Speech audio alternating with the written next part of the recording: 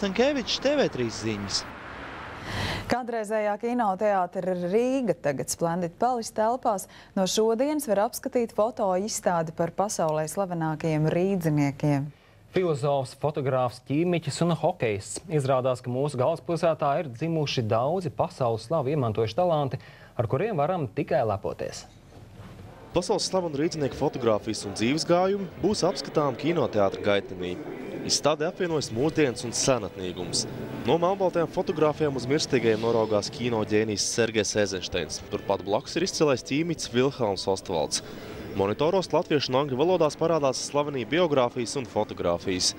Izstādi rīko pašvaldības uzņēmums Rīgas nama, kas projektam atvēlēs 3000 latu.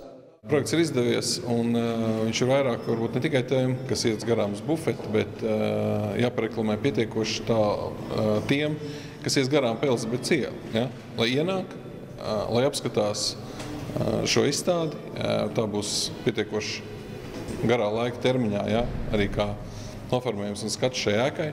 Jau tagad skaidrs, ka izstāde laika gaitā būs jāpapildina. Mēs kādreiz kautrīgi sakam, ka mēs esam maza valsts, bet Rīga un Latvija ir talantu un personību liela valsts. Un tas pats grūtākais bija izvēlēties tos 17 cilvēkus, par kuriem pastāstīt pirmajā piegājienā. Es tagad nenosaukšu, varbūt 18. un 19. Latvieši, krievi, ebreji, vācieši. Šie pasaules slavenie cilvēki dzimuši Rīgā, bet liktenis tos izkaisīs pa visām pasaules malām. Jānis Zvērs, Rolands Polīts, TV3 ziņas. Šodien